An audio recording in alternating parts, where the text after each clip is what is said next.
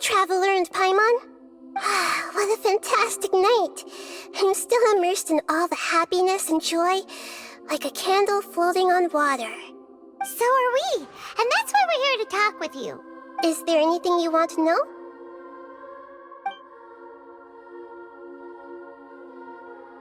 He's still in a coma. I've hidden him like how one would hide a feather.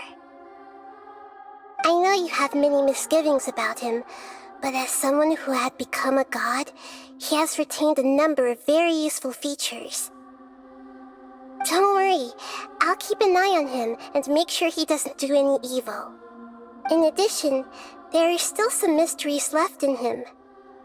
Some things may be very clear from my perspective, but he is still yet to understand them himself. His future will be determined by fate. After recent events, the Akasha can no longer function as it used to. I've given it some thought, and have decided to shut it down permanently. But this is definitely not a bad thing. Even from the beginning, I've been planning to shut it down. The Akasha's centralized administration of knowledge has always restrained people's curiosity and curtailed the number of paths available to them. I don't think this is good for Sumeru. Although people may initially feel a little uncomfortable with the loss of the Akasha, they will soon understand that this life is more suitable for them. And as for the future of Sumeru, I'm preparing to regain control of the academia. The former sages have received their punishment, but the new sages have yet to be selected. I will oversee the process personally. I hope that the new 6 great sages will be more focused on academics. Sumeru needs such leaders more than ever. The other big issue is the people of King Deshret. All the residents of the desert, in fact. They have been mistreated for far too long. I've already taken some measures to address this.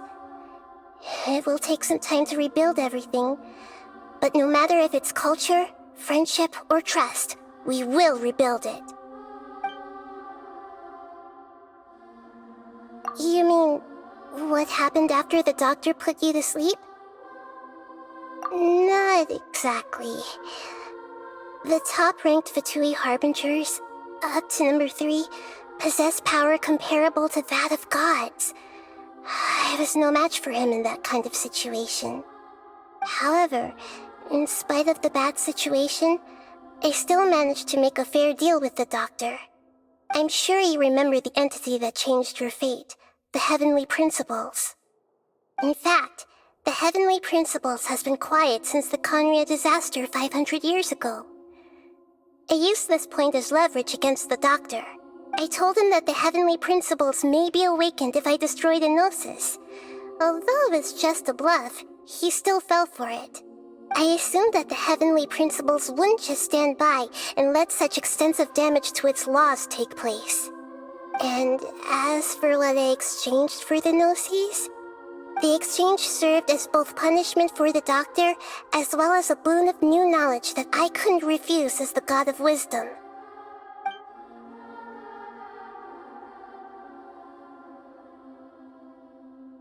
Is that where you're headed next? Fontaine, the Nation of Justice? As far as I know, that nation operates on a judicial system. Does their Archon personally judge people? No, there's a Chief Justice in Fontaine. Generally speaking, the Hydra Archon, Focalor, won't preside over individual trials. However, even then, Focalor will still make herself present at just about every trial. It seems that she just likes to immerse herself in that sort of atmosphere. As Archon, she still reserves the right to influence the final verdict.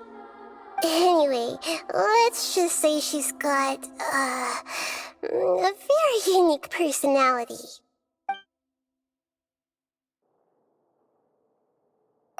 Are you sure? Isn't there something else you haven't asked about yet? Huh? You mean... About your brother. While you were resting at Gandharvaville, I took some time to perform an Irminsul search for information on your brother. Yeah, Yeah, isn't Irminsul a repository for all the information and memories of Teyvat? So there shouldn't be anything on her or her brother. This is true in your case. Irminsul indeed does not have any information on you. However, there must be something different about your brother. Because, as it turns out, the world has recorded information on him after all. What? There's only one possible explanation. He belongs to this world.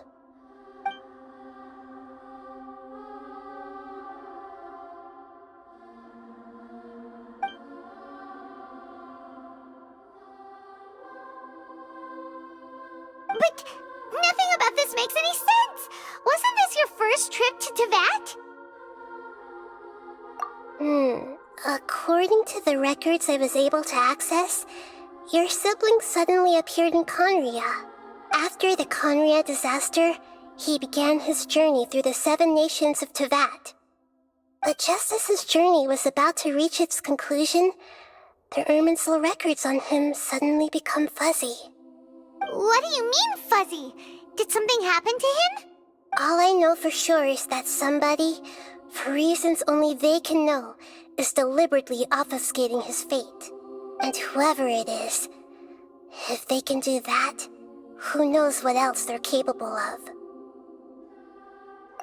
But even that wouldn't explain how he somehow comes from this world. Something else I noticed was that according to these records, the Fatui have not classified your sibling as one of the Descenders. What's a Descender? Paimon's never heard of it. Look, I'm sure you must be curious about the information I received from the Fatui in return for my gnosis, right? A very important part of the intel was about this world's Descenders. External beings, ones that don't belong to this world. Traveler, you are Teyvat's 4th Descender. Huh? So the Fatui count 3 other Descenders before the Traveler, and her brother isn't even one of them? That's right.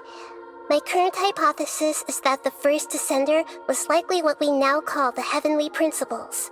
As for the other Descenders, I still need to verify their existence. It could take me some time. Paimon's head's about to burst from all this crazy new information. And yet, even knowing all this, I'm sure you must still have a lot of unanswered questions. I must say, I truly regret that I can't help you more as the God of Wisdom. There are many questions in my heart as well. I will need some time to go through each one of them. And soon, you'll also begin your journey anew and depart from Sumeru. I'm very interested in your future. It's a journey that can't be observed or recorded by this world. If fate is the ultimate knowledge, then your future will be the ultimate fate. Paimon's sure glad we got to meet you, Nahida. The pleasure is all mine. I can't thank you enough. Alright, that's enough talk for today. If you ever miss me, just close your eyes, and maybe I'll appear in your dreams.